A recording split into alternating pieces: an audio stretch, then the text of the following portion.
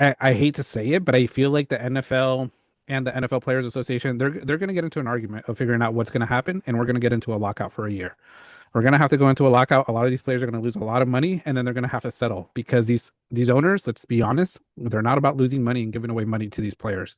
You know, Mhm. you have to show, you have to play to earn that paycheck, and that guaranteed money, the Browns screwed it up for the entire league. What they give to Sean Watson, that's where it Well, started. a little bit more, but it also kind of prompts the question, John, and I'm curious for your response with Mhm. this. Do you think we might see something where like the NFLPA begins governance over college football, likewise with maybe the NBA PA gets governance over college basketball, and kind of helps kind of deal with, I guess that would be kind of unionizing, Yeah.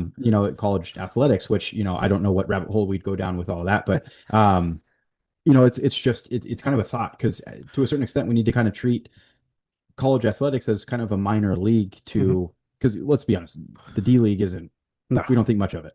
no. It's college sports you're paying more attention to for who the next star is Hmm. versus anything going on in the D League. So, Yeah. that's a possibility, but I'm curious, what do you think about something like that? I think it's possible because, like you said, and you hit it right there. College sports is the second division. It's the development.